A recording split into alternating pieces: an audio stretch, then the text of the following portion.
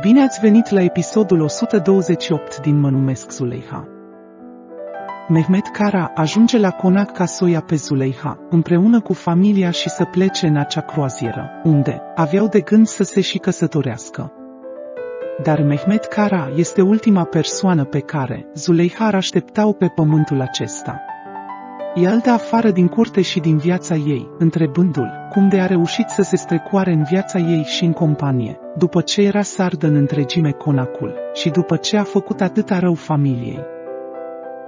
La toate colțurile se vorbește despre descoperirea lui Hakan Gumușoglu. Gafur se dă mare viteaz, dorind să impresioneze bărbații, povestindu-le celor din oraș, vrute și nevrute, despre apropierea pe care a avut-o el cu Hakan Gumușoglu, mare traficant de arme, cu care a mâncat kebab, zice el. Până și Rashid face asta, la alt colț de stradă, i-am dat din pâinea și din apa mea, zice el, făcând pe curajosul. Lutfi este supărată și nu poate să-l înțeleagă pe Fikret din ce motiv a ascuns identitatea falsă a lui Mehmet Kara. Ea îl acuză pe Fikret că este frică de Hakan Gumușoglu, sau acesta a reușit deodată să-i spele creierul.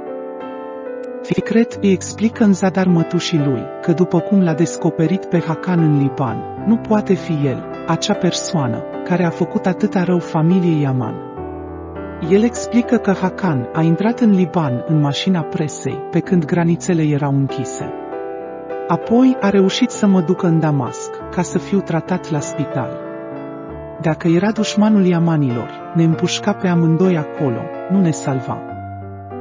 Zuleyha organizează o conferință de presă în care explică totul despre descoperirea partenerului de afaceri, ca fiind un mare infractor. Ea mai spune că a început să se îndrăgostească de trucurile lui, fiind chiar pe punctul de a face marea greșeală, aceea de a se căsători cu el. Ea își cere iertare public de la toți, ca fiind cei înaintea cărora ea a făcut această mare greșeală. Promite că îl va da în judecată, pentru că i-a intrat în companie, printr-o identitate falsă. Hakan ascultă și el declarațiile Zuleyhei, apoi iese din club și este arestat de poliție. În biroul procurorului, Hakan Gumușoglu pare foarte relaxat. Procurorul primește un telefon prin care îi se cere ca o vreme Hakan Gumușoglu să fie ținut în arestul procuraturii din Ciucurova. Singura povară greu de dus în arest pentru Hakan este despărțirea de Zuleyha. Până și procurorul din Ciucurova face declarații înaintea presei, prin care mulțumește Zuleyhei pentru marele aport adus în capturarea acestui mare traficant de arme, care era dat în urmărire internațională. Fikret este nevoit să o oprească forțat pe Zuleyha, care se afla în trafic, altfel nu reușește să stea de vorbă cu ea. Încearcă să o convingă că Hakan Gumușoglu nu este așa cum crede ea. Dar nu are nicio șansă înaintea acesteia. Vap este bănuit de fratele său care are implicare în capturarea lui Hakan Gumușoglu. Acesta se jură că nu este implicat cu absolut nimic. Dar Abdulkadir îi atrage atenția că poliția o să-l întrebe și pe el, de unde știa că Mehmet Kara este Hakan Gumușoglu. Atunci vom fi amândoi aruncați în temniță, mai spune acesta. Zuleyhei este ciudă pe ea că nu l-a ascultat pe Fikret, care de atâta vreme i-a tot spus că nu este ceva în regulă cu Mehmet acesta. Ea mai spune că singurul lucru ce o doare cel mai tare este faptul că s-a îndrăgostit de Hakan Gumușoglu, tocmai de el. Bătrânul ciolac îl întreabă pe Vap de unde știa el că Mehmet Kara este Hakan Gumușoglu.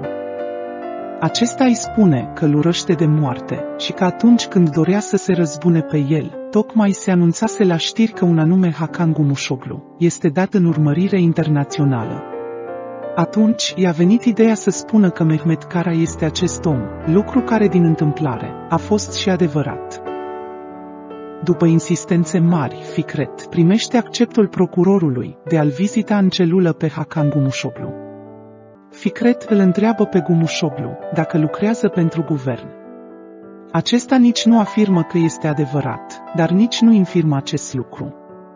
Astfel bănuiala lui Fikret pare a fi adevărată.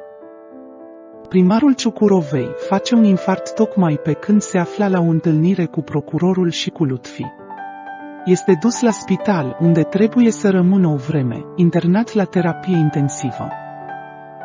Procurorul este sunat din Ankara de șeful Agenției de Informații și Contrabandă pe nume Gungora Yasli. Nimeni alta decât femeia de legătură a lui Hakan, din acel birou din Ankara, unde obișnuia să meargă. Aceasta îi cere procurorului să aplice legea și să prezinte dovezile trimise de Ankara, prin care să lămurească populația, că este doar o asemănare de nume între acel Hakan arestat, dar nevinovat, și cel care cu adevărat este infractorul, care este dat în urmărire internațională.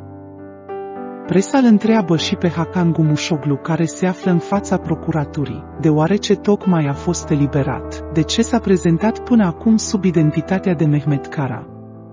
Acesta le răspunde că identitatea lor este asemănătoare, cât și proveniența lor este din Isparta, iar el, fiind un deosebit om de afaceri, n-a vrut să atragă această suspiciune asupra lui și să fie văzut ca un criminal. Zuleiha are o întâlnire cu Hakan Gumușoglu, căruia îi cere să îi înapoieze jumătatea de acțiuni pe care le are la holdingul Yaman, iar ea îi promite că îi va restitui banii pe care i-a investit el.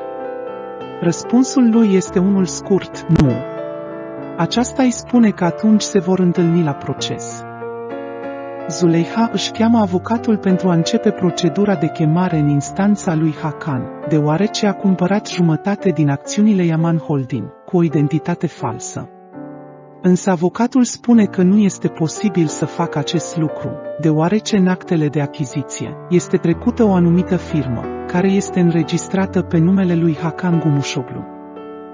În oraș, Betul este întâlnită de Abdulkadir, care o trage de o parte și o convinge să plece cu el din Ciukurova, măcar o singură zi, pentru a fi numai ei doi. Aceasta până la urmă se lasă convinsă și îi dă un telefon lui Ciolac, spunându-i că trebuie să meargă de urgență la Ankara, unde trebuie să-l susțină la un proces în calitate de avocat pe un prieten.